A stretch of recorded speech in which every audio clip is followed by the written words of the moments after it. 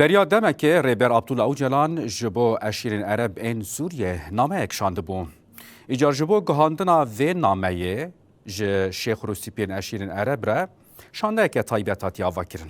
لگوری یک جه نامن و شانده و بخواجه نونر اشیرا بنی سبا شیخ حسین الساده حتی نها نامه گهاشتیه 120 اشیرین عرب ین کانتونا جزیره. شیخ حسین الساده دیار کر که نونرن اشیران هل وسته که ارینی نشانی نامه دان و گوتن که او آمدنه خباتن خواه ین هفبش بدومینن. هر وحدان زانی که شیخ و روسیپیان گرینگی به دانستاندرین دنابرا ریوبریا خوستر و حکومت وگوهیز دانین.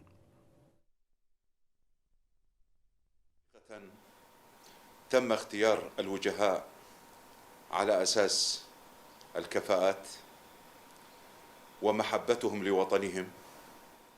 او کسایتن رومدار لگوری جهاتی بون و حسکرنا وان جبو ولات وان را و رولا وان یا دیروکی دا آواکرنا آرامی و اولهی ولات وان دا هاتن هلبجارتن.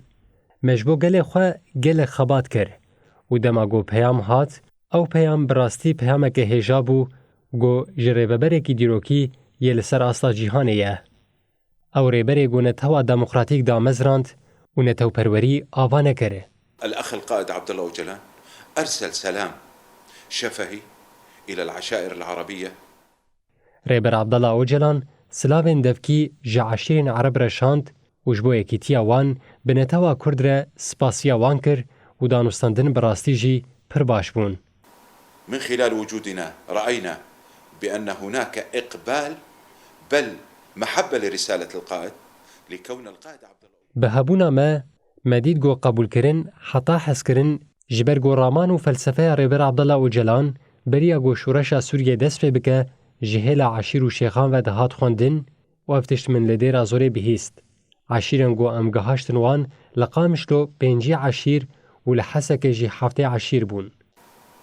هي جاءت لزيادة التفاهم وزيادة المحبة. هنا سابقا كان هناك في تفاهم وفي محبة وفي أخوة، لكن هي جاءت في وقت لتضيف محبة وتضيف أخوة. افنامهات دا گو تيگهشتنه و حسكرن زيده بكه. بري تيگهشتن حسكرن و براتي هبو لي او ديدمك دا هات گو حسكرن براتي و يكيتي لوي ولاتي مزن زيده بكه. ابنامه هزك جبو گل سوريه نتوين پرچقاندي و جبو هر کس من دست لجيهانه بكه يك.